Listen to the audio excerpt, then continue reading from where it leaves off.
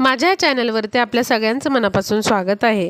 तर आजच्या व्हिडिओमध्ये आपण बघणार आहोत की कोणत्या देवी देवतांच्या मूर्ती या देवघरामध्ये एकत्र ठेवायच्या आहेत आणि कोणत्या या मूर्ती आहेत त्या एकत्र अजिबात ठेवायच्या नसतात।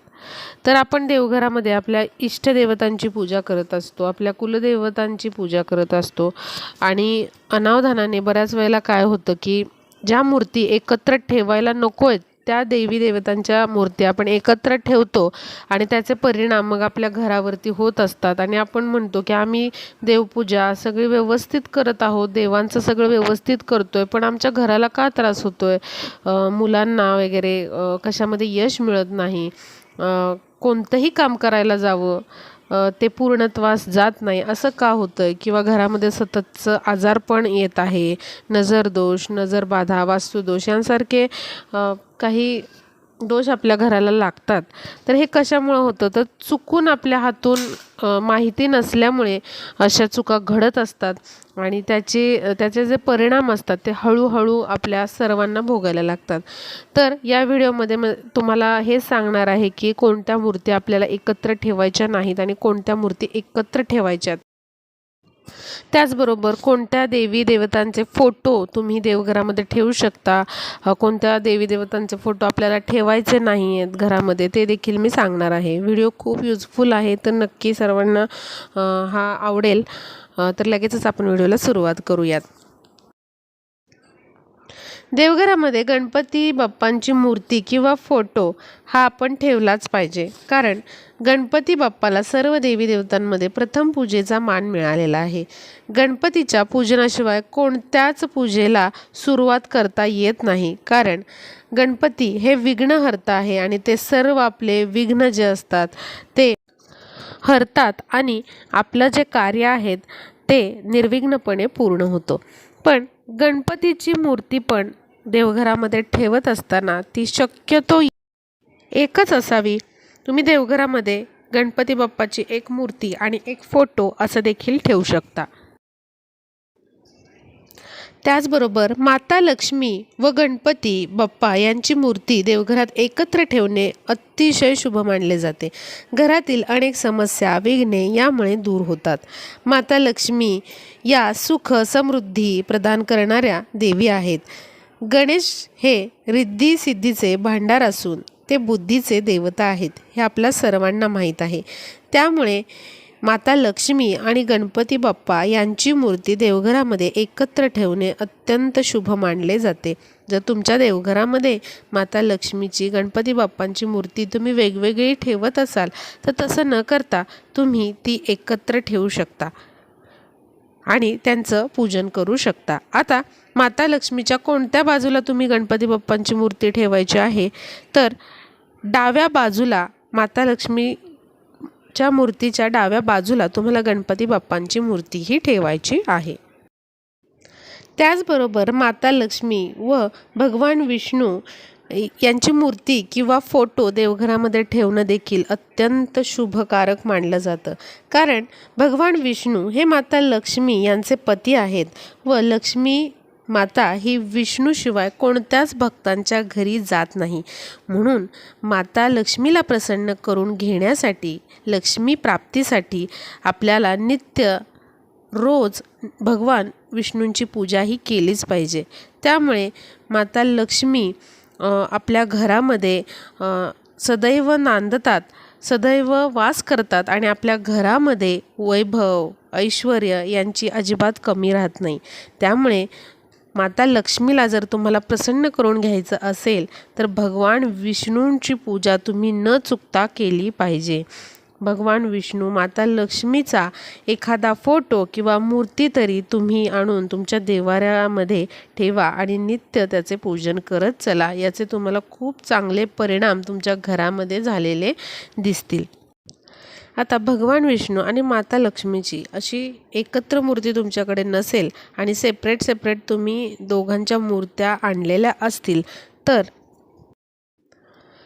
माता लक्ष्मीच्या उजव्या हाताला भगवान विष्णूंची मूर्ती असावी आणि भगवान विष्णूंच्या डाव्या हाताला माता लक्ष्मी असाव्यात। अशा पद्धतीने तुम्ही देवघरामध्ये या मूर्तींची मांडणी करू शकता।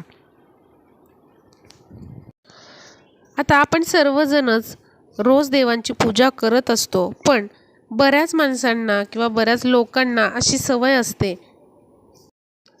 की ते रोज देवांचे क्रम बदलतात. असे देखील लोक असतात की रोज देवपूजा करताना ते देवाचा क्रम इकडे तिकडे करतात आणि याचे जे परिणाम असतात ते हळूहळू आपल्या घरावर होतात. त्यामुळे योग्य तो क्रम देवांचा असावा, देवांच्या मूर्तींचा असावा आणि त्या कशाही तुम्ही अजिबात ठेवायच्या नाही आहेत. रोजचा जो क्रम आहे देव ठेवण्याचा किंवा मूर्ती ठेवण्याचा, तोच तुम्ही रोज त्याच क्रमाने त्या मूर्त्या या ठेवल्या पाहिजेत.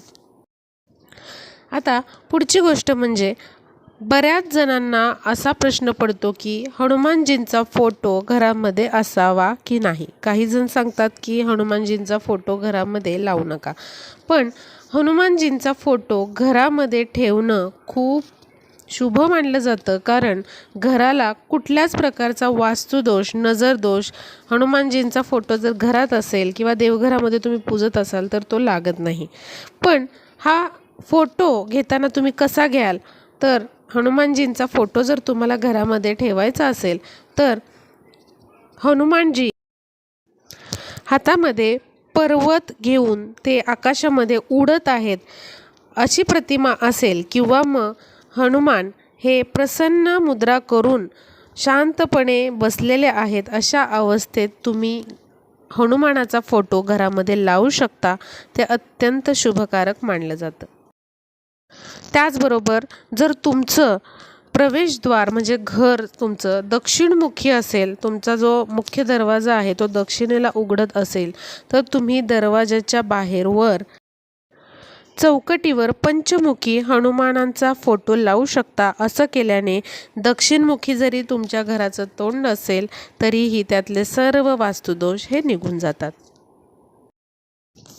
त्याचबरोबर राधाकृष्णाची मूर्ती किंवा राधाकृष्णांचा फोटो जो आहे तो घरामध्ये लावल्याने पती पत्नीमधले सगळे जे कटकटी आहेत ते मिटून त्यांच्यामध्ये एकोपा आणि प्रेम निर्माण व्हायला मदत होते.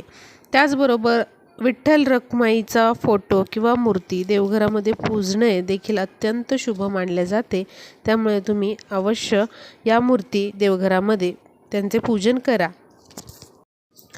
आता बघा, देवघरामध्ये आपण सर्वजण शिवपिंडीचे पूजन करत असतो, पण शिवपिंडीवर कधीच नाग नसावा.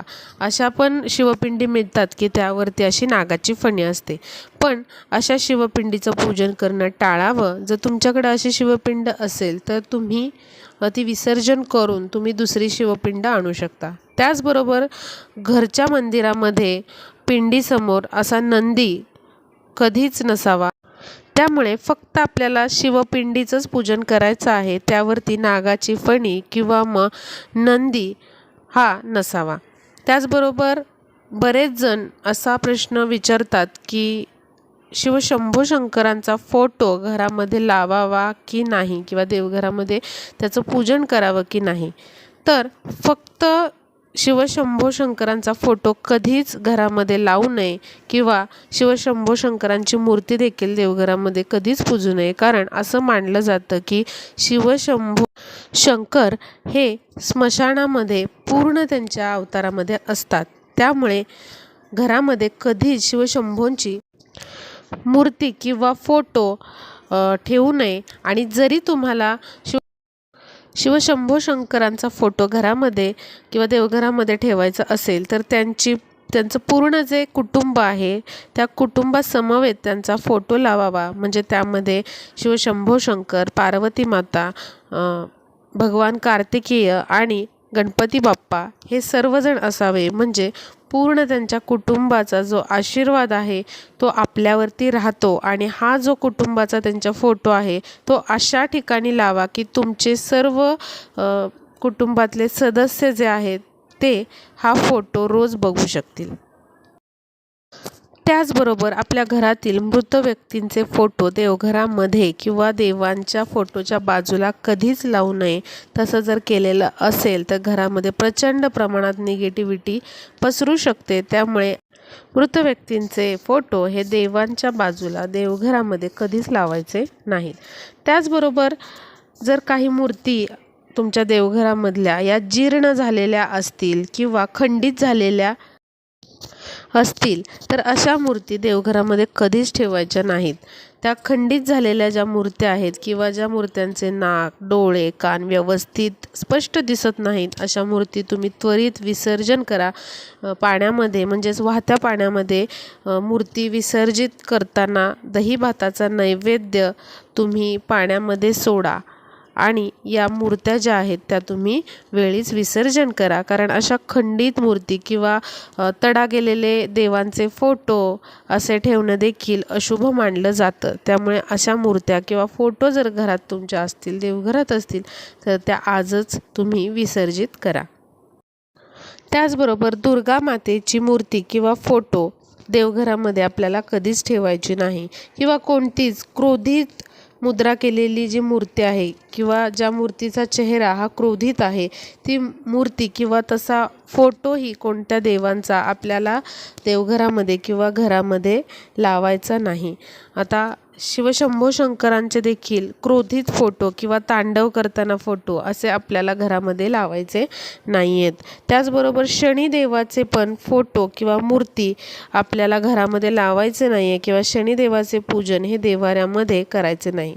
कारण शनिदेवांच्या पूजेमध्ये अनेक प्रकारचे नियम हे पाळावे लागतात आणि तेवढे नियम पाळणे आपल्याला घरामध्ये शक्य नाही आणि हे नियम जर पाळले नाहीत तर त्या पूजेचं पूर्ण फळ मिळत नाही आणि अयोग्य पद्धतीने जर आपण शनिदेवांची पूजा केली तर शनिदोष आपल्या घराला लागू शकतो. त्यामुळे आपल्याला असे पूजन बिलकुल करायचे नाही.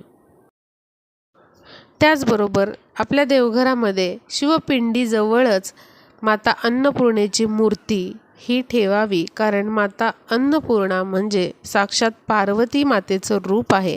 त्यामुळे अन्नपूर्णा माता आणि शिवपिंड ही नेहमी आपल्याला शेजारीच ठेवायची आहे. तर हे काही मला नियम जे मूर्तींविषयी आपण पाळायचे आहेत ते तुम्हाला सांगायचे होते. कारण बरेच जण हे नियम त्यांना माहीत नसतात, ते चुकीच्या पद्धतीने पूजा करतात, अशा मूर्त्या एकत्र ठेवतात किंवा फोटो असे ठेवतात आणि त्यांच्या घराला पण वास्तुदोष लागू शकतो. तर असं होऊ नये म्हणून हे काही सोपे नियम तुम्ही मूर्तींविषयीचे नक्की पाळावेत. कारण जर हे नियम पाळले गेले नाहीत, आपण चुकीच्या पद्धतीने या मूर्ती जर देवघरामध्ये ठेवल्या तर घरामध्ये खूप प्रकारची निगेटिव्हिटी निर्माण होते आणि त्या निगेटिव्हिटीचा त्रास हा आपल्यालाच होतो. त्यामुळे शक्यतो आपण योग्य रीतीने देवपूजा करावी, मूर्तींचा क्रम योग्य ठेवावा, म्हणजे आपल्या घरामध्ये सकारात्मकता पसरते आणि एक चांगल्या प्रकारचे परिणाम आपल्या घरामध्ये दिसतात. आपल्या घरामध्ये सुख, समाधान, शांती, वैभव, ऐश्वर्य, लक्ष्मी नांदते. त्यामुळे या छोट्या छोट्या गोष्टी आहेत पण आपल्याला या लक्षात घ्यायच्या आहेत. व्हिडिओ आवडला असेल तर जास्तीत जास्त मैत्रिणींना शेअर करा, म्हणजे ही अत्यंत उपयुक्त माहिती आपल्या सगळ्या मैत्रिणींना समजेल आणि हा व्हिडिओ जो आहे तो खूप युजफुल बनेल. भेटूया पुढच्या व्हिडिओमध्ये.